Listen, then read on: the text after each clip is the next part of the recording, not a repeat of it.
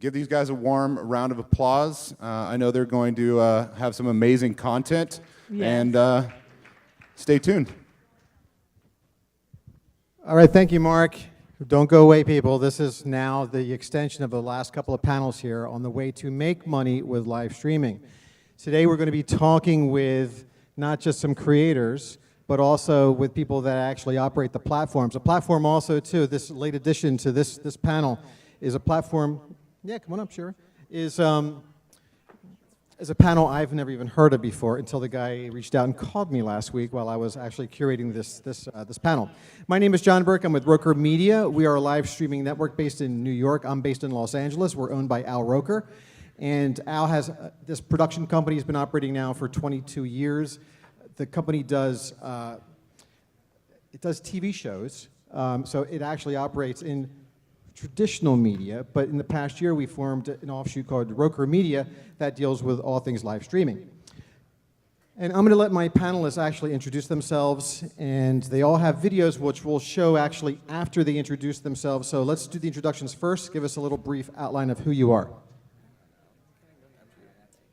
And speak into the microphone, please. Hello.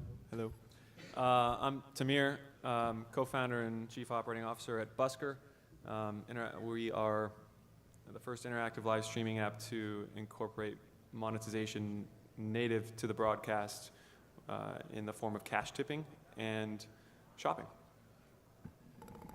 My name is Joe Familette. I'm the CEO of LiveRaise. We've been live for about 6 months. We're an invite-only live streaming platform. You have to have at least 100,000 subscribers on YouTube to stream on LiveRaise. And we have over 300,000 users and are growing very quickly.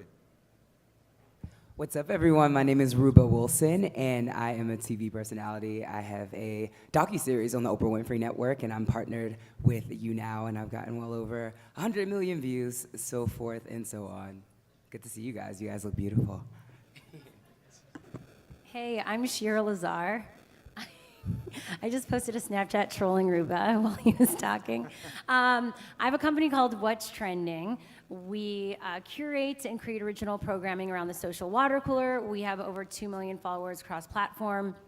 We focus on live streaming on Facebook as well as on Musical.ly's live streaming app called Lively, where we almost have 1 million followers.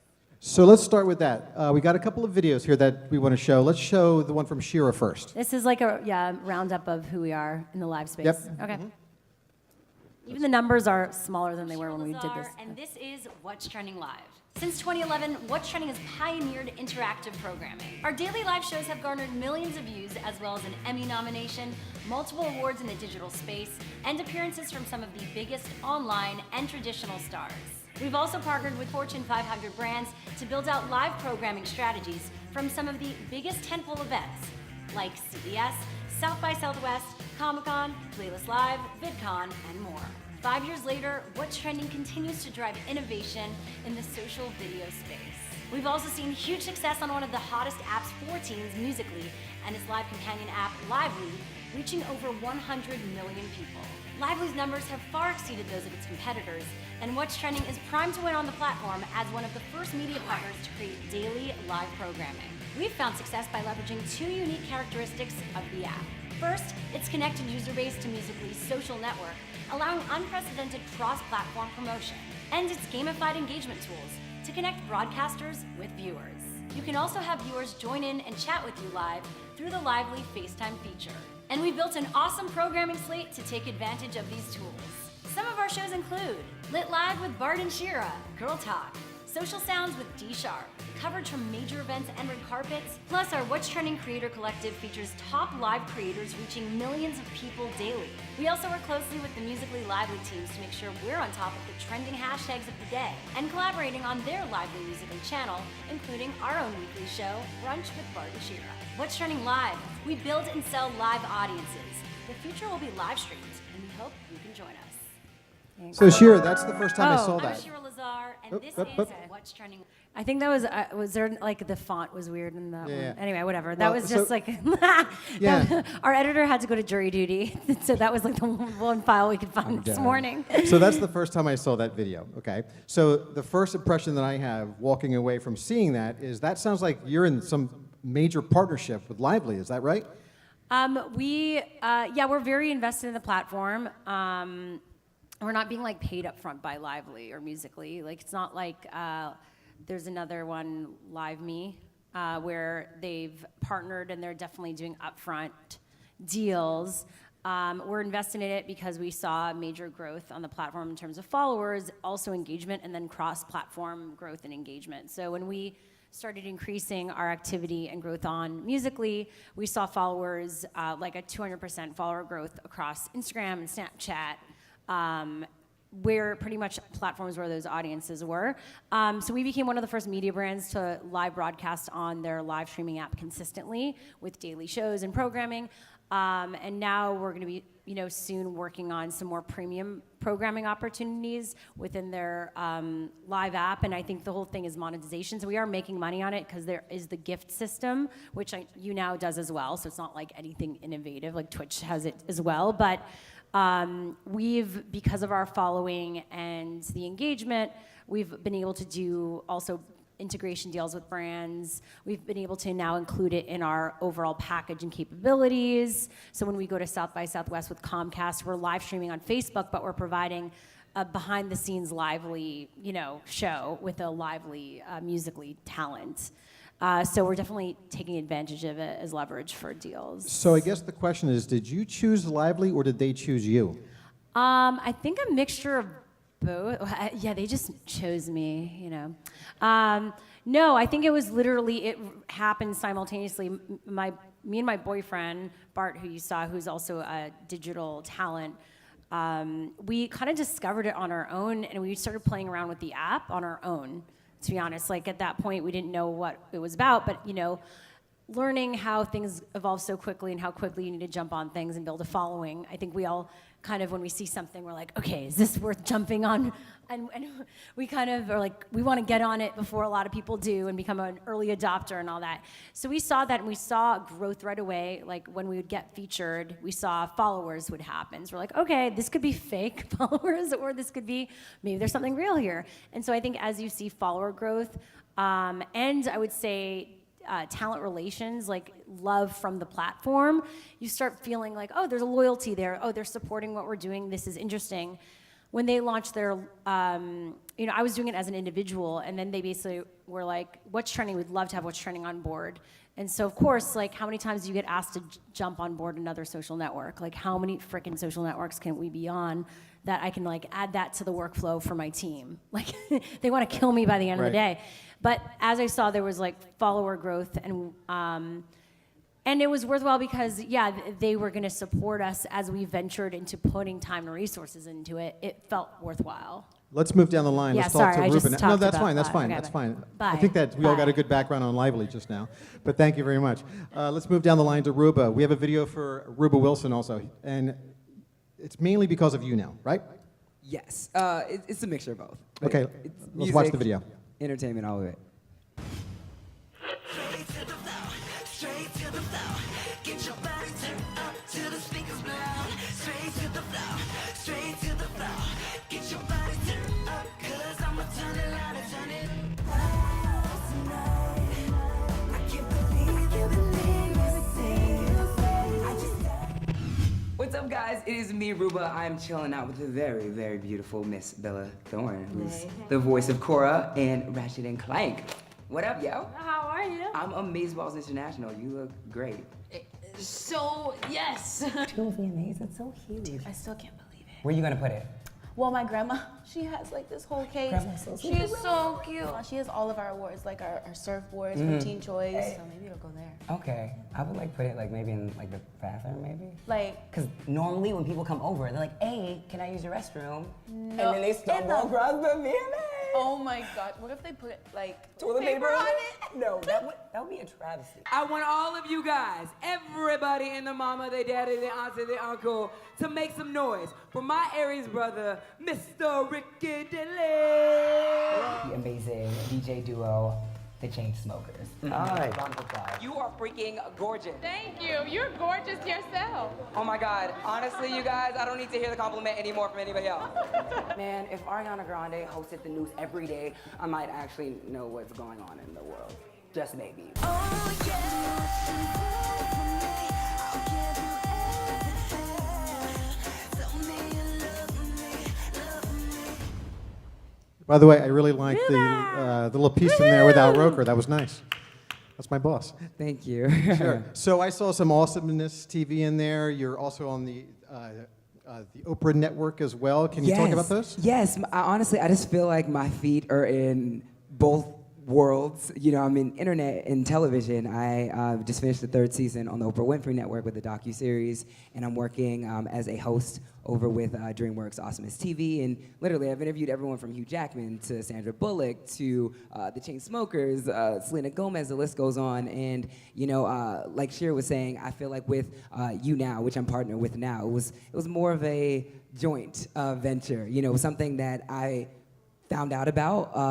It will be 2 years in April, and literally just the community, the way that I'm able to engage with people who watch my show. Obviously, the people over at You Now, from like Paula Batson, we work so well together, and it just makes me feel like I have a legit team that gets and understands me, and we programming around like when the show airs, and then right after we're done, after the show's done airing, I could watch it with all of my fans, but I call them rubies because I just don't like the word fan. Oh, I like that.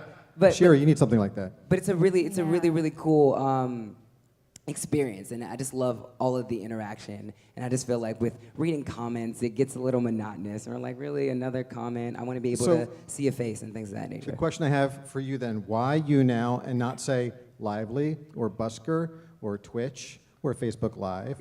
Or on and on and on. Well, I'm definitely not going to say that I wasn't approached by all of those. He was on those What's brands. Trending. He's been on What's Yeah, Trending. I worked with. He supports, but you had a following leading up like that.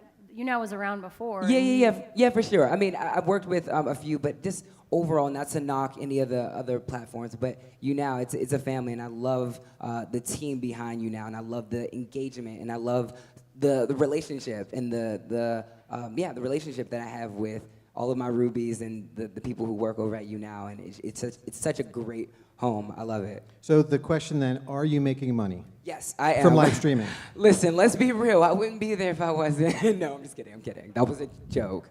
Okay, whatever. The laughing inside. It's a great platform, and yes, I am making and earning off of You Now. Cool, great. Let's move down the table here to Joe. And Joe's the guy that called me last week, and I never heard of Joe or his platform. So Joe's going to talk about Live Raise, but before we do that, we're going to watch a video of Live Raise. Live streaming is everywhere, but how do you decide what you want to watch? Introducing Live Raise. Live Raise is an invite-only live streaming platform featuring the world's top YouTubers and Facebook personalities. It's the bridge between you and your favorite streamers. Watch and interact during live vlogs, challenges, reactions, gaming, and much more. Become a VIP to access premium features such as custom stickers and emoticons for each channel, featured comments to the broadcaster and viewers, and an ad-free experience. Live Raise is the premium exclusive platform for content creators. Engage with your fans, make money from live streaming, and grow your audience. Knowing that the marketplace was crowded with all these apps out there, why did you start Live Raise? So the opportunity that we saw was an oversaturation on these other platforms. So it doesn't really matter where you go. If you're not going to see one specific person, you get confused, and it really isn't, there's not a stickiness factor. So what we did was we approached a number of YouTubers that have over 100,000 subscribers. I think now, today, we have about a dozen streamers that have at least 1 million subscribers on YouTube. And what we do is we invest in them, not only on Live Raise, but on YouTube, so they can build their content, they can continue to grow their audience, and then they can bring their audience over to Live Raise. And what we've been able to do is create a curated group of streamers that go live every single day, doing things that they do on YouTube, or just kind of, whether it's vlogging, reactions, gaming, anything they see on YouTube in a live setting that's interactive. And by doing this, we have a fan that might come for someone like DNB Nation, who has 1.8 million subscribers, but they see 20 other YouTubers that they're already fans of. So what we're seeing is a retention rate that is really was really showing a lot of growth and exponential reach towards the YouTuber audience. So we've seen people go from 150,000 subscribers to 300,000 subscribers in a month because we're a curated platform, because we only have 100 channels right now. Every single fan that's on our platform is discovering new talent. They're subscribing to new YouTube pages, and they're supporting content creators. I'm sorry. Do you have a vertical that seems to work the best? Yeah, so right now we operate mainly within channels that do reactions, challenges, and pranks. So we're all familiar with YouTube. You know, a lot of these creators, there's really a science and a formula to it. So they build up their audience by doing pranks, challenges, reactions, and then when you have an audience and you have people that really just love you, you end up vlogging and kind of just sharing your life. And what we've found is that by creating interactive live content, and being able to go to Walmart or go to the store or, you know, be driving around and actually just streaming and talking to your fans is the next step in live content. You know, if you look over the last 14 years of what's happened in reality television, these tools are at our fingertips now. People can create their own shows. They can create their own content without having any pre-production, any editing. And so what we've done is find people who have real dedicated fans who want to spend time with them, who want to interact with them, and who benefit from doing that in an authentic and raw setting. So the question also, too, is we saw Joel Comm during his keynote on Wednesday talk about, well, he showed page after page after page of all these live streaming apps, right? So what was your strategy for people to find you? It's really simple. We have 300,000 users, actually, as of today, probably 310,000 users. We're adding 150,000 users each month, and that all happens from our creators. I haven't spent $1 on marketing. We work right through our content creators. The great thing is we're not a product. You're not selling anything. Our streamers want to promote because it's their show. It's their live content. So when they tell their fans, I'm going live right now, come over to LiveRaise, ask me questions, I'm going to give you a sneak peek of my next prank that's dropping tonight. It really is a game changer because the fans, what they're trying to do is get as close as they can as their favorite streamers, and the streamers just want to be able to interact. So what we're seeing is, you know, an incredible growth in the space of YouTubers with a dedicated audience who can interact with their fans in real time and drive that traffic. So did they come over because this was an opportunity to make money, or did they see it basically as a way to enhance their other core brands, like the YouTube channel? Yeah, it's a great question. So I think it's both. The way I see it is we take care of our creators. We make sure that everyone is making money from their live streams. How we operate is we pay guaranteed $5 CPM. We have a subscription that's very clean. It's like Netflix for the whole platform. Pay a $20 CPM on that. And then what we do internally is we're able to actually send out push notifications, build your audience for you, and then schedule programming. So when we have an event that has 50,000 live viewers and you're going on right after, it's a great way to build your audience. So one, we take care of people to make sure they get paid. That's first and foremost. Second is we have LiveRaise experiences. We're an exclusive family of creators. So the way we say it is LiveRaise is like a family. It's very difficult to get in, but once you get in, you never want to leave. So recently we were in Las Vegas driving Ferraris, McLarens, Lamborghinis around the desert. What? Where's my invite? Check your email. Ooh. So we really invest in our creators, not only on LiveRaise, but on YouTube, and we want them to collaborate. So this summer we'll be having our first LiveRaise event where there's live challenges, gaming, meet and greet. And so we really believe in creating an experience for our streamers to collaborate with one another and to collaborate with their fans and to make money. Cool. So, Tamir, I met you in VidCon last year for the first time. And that was back in July, I think, right? Yeah. It was not even a year ago. And I'm thinking that, my God, you're like the veteran on the panel now. Look at this. Well, I was just going to say, I mean, what he said. I don't need to add anything. No. It's the same thing, just a different company. Yeah, just a different logo. No, no, it's very different. So first of all, no video. Apologize for that. It's okay. We already know. I'll blame the Bush brothers. They kept me busy. You branded water. They have T-shirts also. Water and T-shirts, no videos. We're live, so we don't do VOD. No, kidding. So what was the question? So we met at VidCon. At VidCon about maybe 8 months ago or so, yeah. and now it feels like that like you guys are kind of like the veteran platform up here, right? Because Lively was there, but they were just not really up to speed just yet. Live.me was there making a huge presence. YouNow, of course, was there. We brought some talent down that was on the YouNow stage, and we met there for the first time. So now it feels like you guys are kind of the vets. Yeah, I mean, we've been around for 10 months, so it's been an eventful 10 months for us. We too have not spent any money on marketing dollars. It's all just really been homegrown, driven by the community of influencers who found us and who are leveraging the platform for its many wonderful reasons. And our strategy has always been sort of to work with the community and figure out the things that they need and they want, and to grow the app in a way that benefits its members. So the marketing brain that I have kind of drills things down into demographics. It's always done that, right? So if I look at Lively and I look at YouNow, they're actually more akin to attracting a teen audience, maybe younger, millennials, and maybe a tween audience as well too. Okay, I'm just speaking anecdotally here, okay? If I'm thinking of Busker, I'm thinking of a slightly older audience, maybe 25 plus. 18 to 35 is what 18 to 35, okay. So they're more craftspeople, artisans, people that have like a bona fide talent, maybe? I mean, Oh! No offense, Shira. No Do they offense. make cheese? Is that what you're saying? An artisan, like a cheese? like a cheese, yeah. Well, like a Like a painter, like sommelier. Amanda Oleander out there in the lobby There with are her paintings. amazing artists actually on Lively, like that do live drawings. I mean, the thing is, they're young, so you kind of associate them with like, oh, it's just a hobby, and you kind of play around. There are always diamonds in the rough. It's just like Let me ask you, is live streaming a hobby? No, I don't think so. I think to some people, to young people. To young people, it is. I It think is. for the most part, For young people. they'll sit there and like sleep.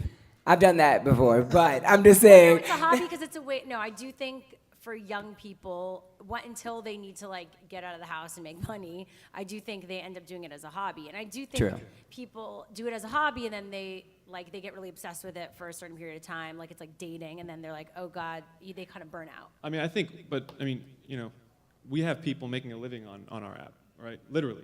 And that just goes to show that a hobby, perhaps, can turn into a lifestyle and a life for people. Yeah. So it's like a job, though, because I know some people also, too. Brent Morgan, okay, who's a musician, and I love know Brent. a lot of musicians, actually, on YouNow. I come out of the music industry, that spend all day on that platform in order to make a living, but they make a substantial living. It works. Yeah. It Yeah. works.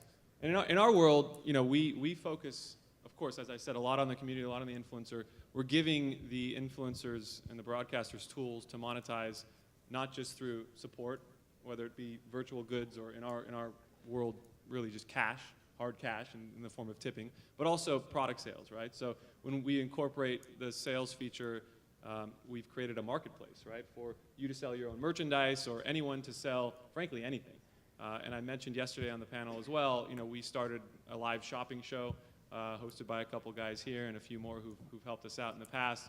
And that's just sort of a whole other world, right, where we're going out, curating product, getting that product in front of, fans and audiences related to the hosts of the show, and we're having a good time with it. And it's sort of QVC 2.0, democratizing it, or however you want to describe it, and it works. So monetization on our platform is a massive driver, but we also look at entertainment value, and we also understand how important entertainment is a part of this going forward. Scheduling a broadcast, for example, in advance gives people an opportunity to go out, promote it, gives them an opportunity to set a specific time every day of the week or a couple days a week and create show content that's recurring. Kind of like, I'm sure, what you guys are doing, but it's opening up a world for people that otherwise doesn't really exist. So I would add, just to interject here, I don't think it's a hobby, it's a vehicle, right? We're really in the second inning of a 9-inning game. The way I see live streaming is every app is a new channel, right? You have DirecTV, there's 1,000 channels. So while Busker might reach a different target audience and fill different needs, we all want to make sure that our content creators are making money. We want to make sure that they're able to connect with their audience or build their audience. So really it becomes a vessel to do those things. Each of these platforms operates a bit differently, and I think that as we all grow, we'll see, the community will dictate what features we integrate, right? Like, that's why this is such an exciting time, because as, a young startup, like, we've been around for 6 months, we listen to our community, we can integrate things, we build fast, and then what we see is a whole new community be born from a new feature that was introduced. So I think it's a vehicle, and I think that we're just seeing where this is going, and, following on Robert and Shell's talk, we're about to get into 360 video and AR and VR, and we're going to be living our lives in this live digital setting. So really, I think that we're all kind of in the infancy of live streaming, but we're starting to really understand that it's not just a hobby, it's a lifestyle. So maybe now, okay, I'll be the devil's advocate here, okay, because the company that I work for, we talk to brands and agencies all the time, okay, because we actually create programming and live streaming. And when I say that, most people think of the larger platforms, the one that starts with the letter F, right? And they had a major announcement today. They're going to start monetizing their live streams, where there is going to be a split that's going to the content creator, all right? So when I have those conversations with brands and with agencies, their minds, I'm sorry to say, they're always thinking they want to be on Facebook, all right? So then how do we cut through that clutter? How do we make it special, or make brands and agencies realize that that's not the only game in town? Facebook is easy for brands and agencies because they're already there, right? I mean, and it makes sense. But as influencers discover new platforms and get exposure on new platforms and leverage new platforms in new ways, brands should have interest and will have interest. In our case, for example, commerce, right? Direct to consumer. An opportunity brought to, I don't know, one of you guys, let's say, some Doritos comes to you and says, hey, I'll pay you $4,000, post an image on Instagram, please, and all your viewers and your likers later on will see, a Doritos pack at the airport and go, oh, damn, Shira likes Doritos. Let me go get some Doritos, right? So that happens today. How do we translate that to live? In our world, we translate that to live via just direct to consumer, selling something directly to people, whether it's being pushed or it's passive. I mean, there's many ways to sell something. You could be wearing something that's really interesting. I made an example again yesterday. Fabe, motivational freestyle rapper on our app, always wearing hats. He goes live, does his freestyle, motivational broadcasts, and people buy the hat that's off his head. And that's real. That's authentic. That's happening. I just think that it's like networks. You have MTV, you have VH1, you have BET, and obviously all of those different networks have different demos. They have different people who tune in to MTV for a certain reason. There's somebody who tunes in to Logo for a certain reason. So really and truthfully, it's cool that Facebook is doing it. They have a different demo, and there's going to be other people who like them, as well as YouNow and Lively and Musical.ly. That's just how I look at it. I mean, it's part of their like social media ROI. It's like, okay, we need to get this much engagement on Facebook. They're doing spends. So that's not going to go away necessarily. I think that they're going to look at these niche platforms as like additional places to spend, but I don't think necessarily every campaign is going to include those platforms. So, they might include, because of a certain demo, they want to reach teens or females, or I don't know, they might say, okay, I want to be on, well, we're already doing our Facebook thing, but we have a bit left over. Let's do integration or something on one of your platforms, or Lively or Musical.ly. I do think, though, we're not at a place yet where they're including like money towards every campaign, whereas now I would say every campaign has a bit of Facebook budget, a bit of YouTube or budget, maybe Snapchat budget. There are those places that no matter what they need to be generally, but then they're going to always put that kind of side experimental budget or niche, whatever budget. I think it's important, too, to address the elephant in the room, right? If we go back a few years, Facebook made it so easy to build up your audience, right? Everyone was flocking to Facebook. You want to build up your page. And then what happened? They shut the lights off. Right. Right? They don't tell you what happened, and it's like you equalize people and pages. You go from having 100,000 people and everyone seeing your post to 1,000 people seeing your post. Now they want you to pay for any post so that people can see it. Right. So what do you think is going to happen with live? It's exactly the same thing. I mean, but that's why people like us maybe won't win, but still it favors the big media brands and the big corporate brands. Exactly. So they're gonna still be there, like, because they're all in bed together. So it's like, oh, you spend minimum X amount, so we'll just give you some love. You know, those things are gonna continue. Listen, a brand is going to go wherever Yeah. you go, wherever you are.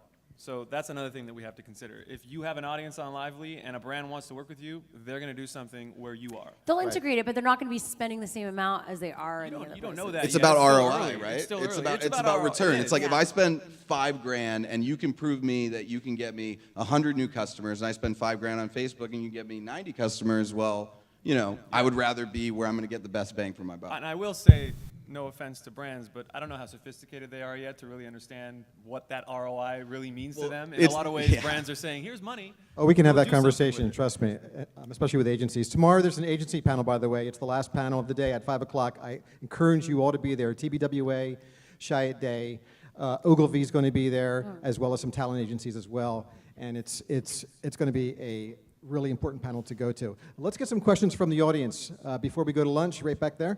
Here, let's get a microphone over to you. This is my Jim Louderback impersonation.